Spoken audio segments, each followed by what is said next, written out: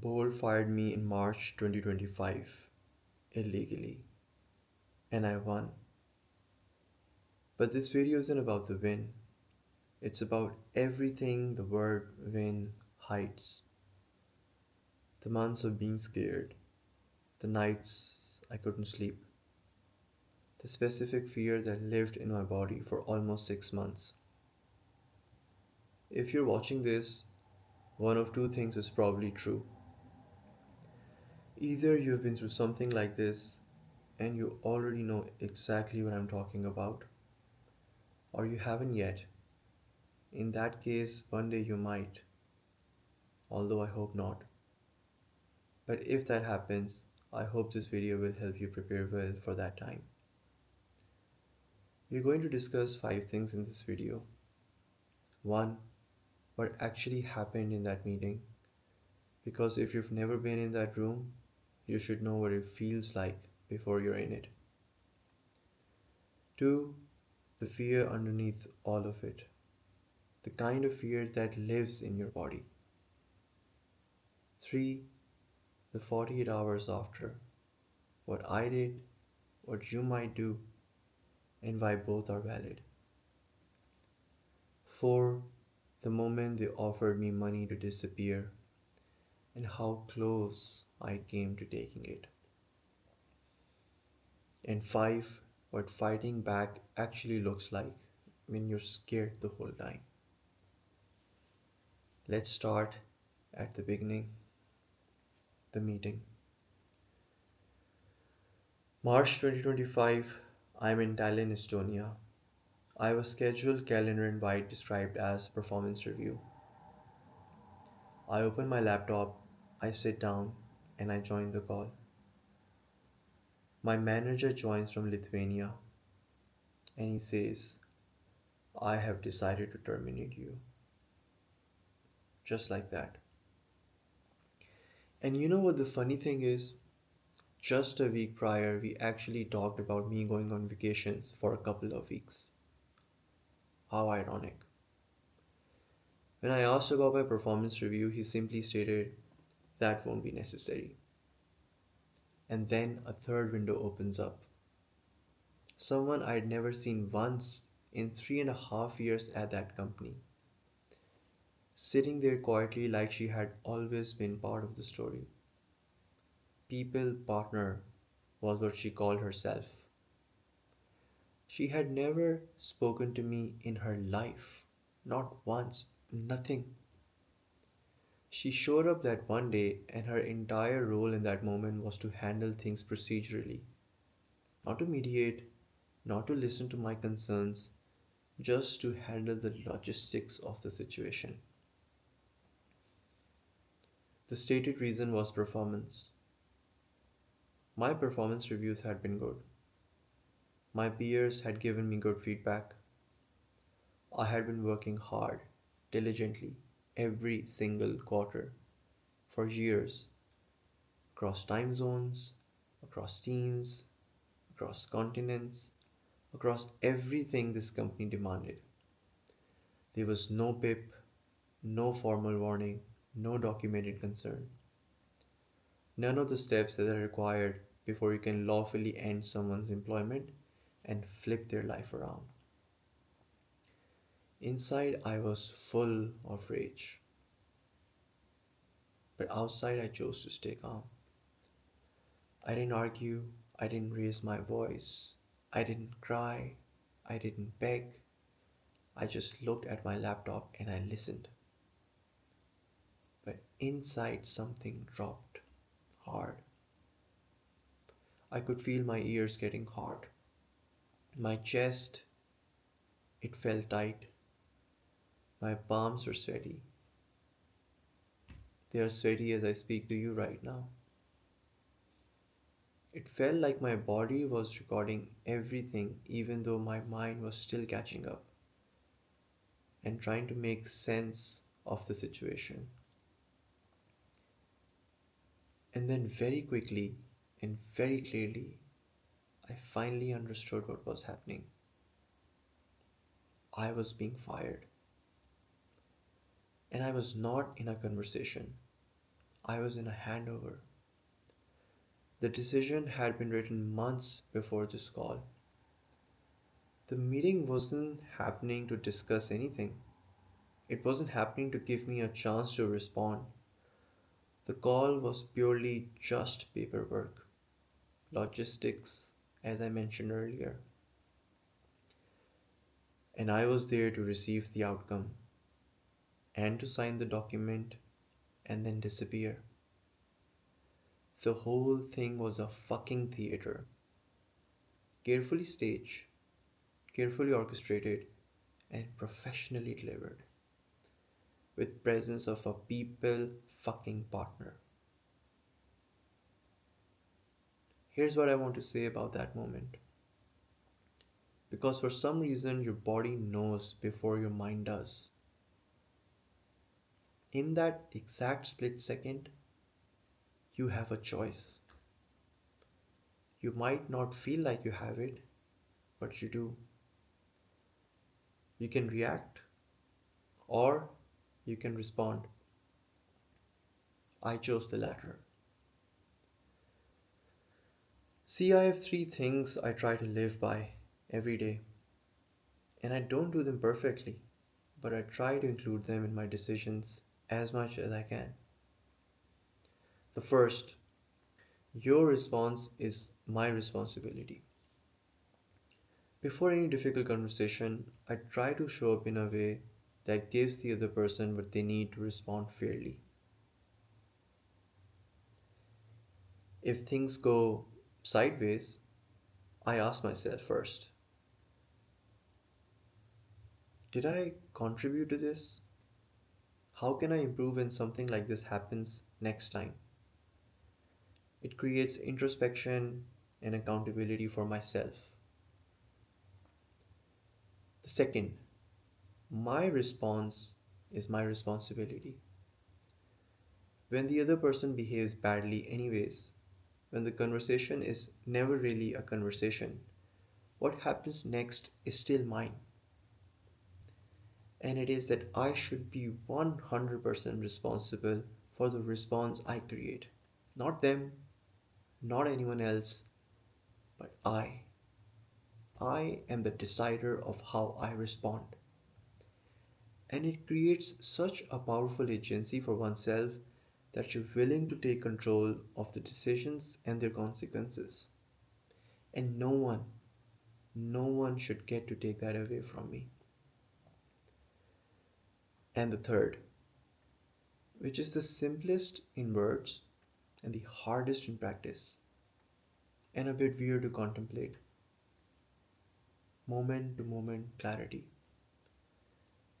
That this specific moment you're in right now, exactly right now, has never happened before in your life, and that this exact moment will never happen again in your life. That this exact moment is unique, and that this exact moment is singular, and the only job you have in your life is just to be in it, nothing else. Not projecting forward into consequences, not spiraling backward into causes, just present, observing the moment and being grateful that you're experiencing it. A moment you've never experienced before and that you'll never experience again. Pure gratitude. In that call, I wasn't thinking about my visa. I wasn't thinking about what I'd stood to lose. I was present, listening, watching, observing, taking mental notes of every word that was said and not said. That space between what happens to you and what you do about it, that is where your power lives. Now let's talk about the fear. I've lived in Estonia for 3.5 years. I love it here. This is where I built my career, my routines, my relationships, my life. And in those first hours after the call, my visa was the first thing that my brain went to. My legal right to stay in Estonia was tied to my employment. Lose the job, lose the visa, lose the right to live in Estonia. If I couldn't find a new job with sponsorship inside that clock, I'd have to leave. I want to be precise about what that means to me. In that moment, it wasn't about where I'd go, it was about what I'd lose. 3.5 years of building a life in a foreign country that I started to fall in love with, unwound by one fucking video call that I hadn't chosen at all. That fear had a shape. It was specific. Me standing at the airport with suitcases, watching a life I had worked for disappear behind me. Not because I had failed, but because my former employer did something super shitty and illegal with me. Sorry, I just needed some time to gather my thoughts again. I ended up resolving the visa situation by calling the authorities and researching more into the process. But I tell you, in that moment, I was shitting my pants. I really was. So it did not become the crisis that I feared it would. But I'm not going to pretend the fear wasn't real in those first few weeks. It was. It lived in my body. It shaped every decision I was making before I had clarity. And I also know that for most people watching this, if you're on a work visa, if your right to stay is tied to your employment, that fear doesn't resolve. It just sits there, haunting you the whole time, underneath everything else. The fear was real when I felt it, and because you might have to live through it, should this happen to you, I hope this video is helping you, knowing what was unfolding in my life. I stopped sleeping well, I lost weight I didn't need to lose. Mornings, I couldn't get out of bed. Evenings, I sat in my flat and stared at nothingness. I was terrified, constantly. And that fear, even for the weeks it lasted, is the foundation underneath everything else I'm going to tell you. Let's talk about the aftermath. I want to tell you what I actually did in the 48 hours after the call. Most people, when this happens, they spiral. The brain turns inwards and they start scanning backwards. Every email, every meeting notes, every tone of voice, every mistake they had ever made. Looking at the things they must have done to deserve this. By hour 36, they have built a complete, coherent story in which firing was largely their fault. They believe it, they are ashamed of it. Or it goes the other way. The brain turns outwards and starts burning. The manager, the company, HR, pure rage. Staying up until 2 a.m. composing emails to people who will never read them honestly. I understand both. I've watched both happen to people I know. And I want to say clearly, if that's you right now, that's not weakness. That's your brain doing exactly what it was trained to do under a threat. But that's not what happened to me. You see, my brain under stress goes practical. It always has. It needed an assignment. So I started getting my affairs in order. I made a list of what I knew, what I didn't know, what I needed to find out. I pulled my contract, I pulled my performance reviews. I started reading the Estonian employment contract. If you're someone whose brain goes practical under stress, who doesn't collapse, who doesn't spiral, who just starts making lists and taking stock, You might feel like something is wrong with you, like you're not processing it properly, like the absence of a breakdown means you didn't care enough, or you're in denial, or you're missing something. You're not. Some people's way through is spiral, some people's way through is the list. Neither is more honest than the other, and both are real responses to a genuinely difficult thing. The only question that matters is whether you end up looking at what actually happened and not the story the fear wants to tell, and definitely not the story the company handed you, but the story the record shows, because that's where the truth lives, and that's how I was building towards. And somewhere in the middle of all of that, Bolt made me an offer: the money. They offered me 2 months of salary, a mutually agreed separation, to sign the NDA and disappear quietly. I almost said yes, more than once. 2 months was runway against the thing I was most afraid of. And every night my brain ran the same calculation: take the money, find a job, keep the visa, never tell anyone this happened. That's what the money is designed to do. It is not generosity, it is not goodwill, it is a bet the company is making about your fear. They are betting that your fear is bigger than your sense of justice.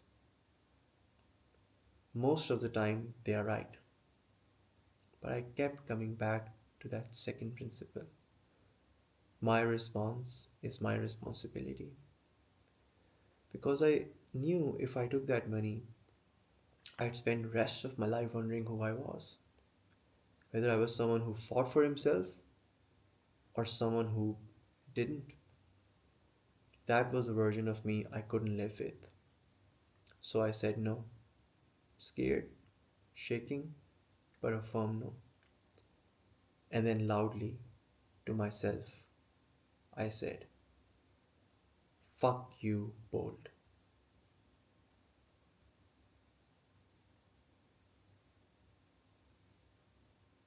Which brings us to the fight.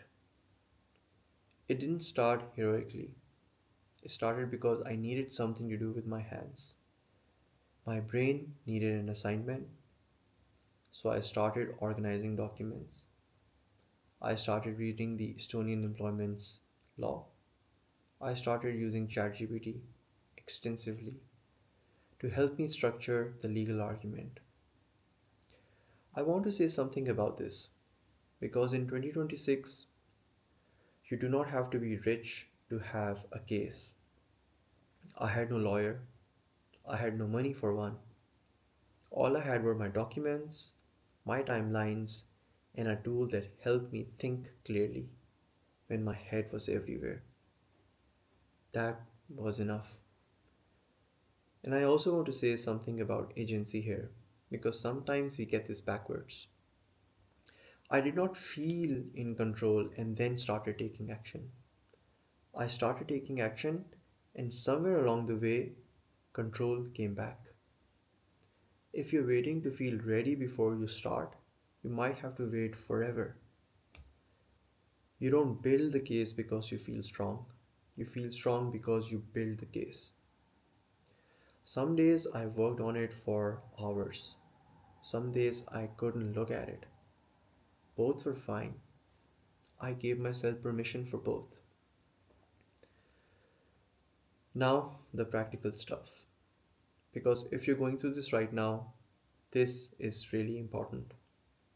First, document everything as soon as you can: your performance reviews, the positive emails, the calibration notes, anything that forms your actual record. Second, know the employment law in your jurisdiction. Most countries have meaningful workers' protection that companies are actively counting on you not to know about. In Estonia, specific steps are required before a lawful termination: formal warnings, a documented improvement plan, defined timelines, none of which happened in my case. Third, do not sign anything in that room or on the call, no matter how much urgency they create. That urgency is completely manufactured. That urgency is the company's win, not yours. Take everything home, read it cold, consult someone, talk to an LLM.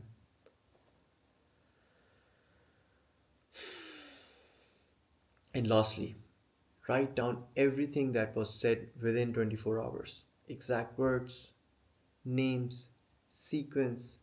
Your memory will start rewriting in the direction of guilt by day 3. Real time notes are the only honest record you'll ever have.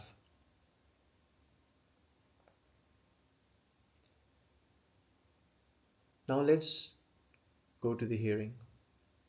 The morning of my hearing, I woke up early. I had been preparing for weeks. Every document printed, every piece of evidence organized, every argument mapped. I had a notebook, I had a checklist, I knew exactly what I was walking in with. And I want to tell you something about that room because it wasn't what I expected at all. I expected cold, institutional, intimidating, the kind of room that makes you feel small before you even walk in or before anyone has even said a word. It wasn't that. The committee was welcoming, genuinely. They made sure I understand the process before anything started. The room was clean and calm, and for the first time in months, I stood up straight. I read my opening statement, bold read theirs. I presented my evidence piece by piece. Every time I made a point, I crossed it off my checklist. Every time they attempted a rebuttal, I listened and then I answered it directly, calmly, with the next document already in my hand. The arguments were weak as fuck. I could hear it as they made them. The narrative they had constructed about my performance, everything fell apart in that room. We went back and forth for about 90 minutes.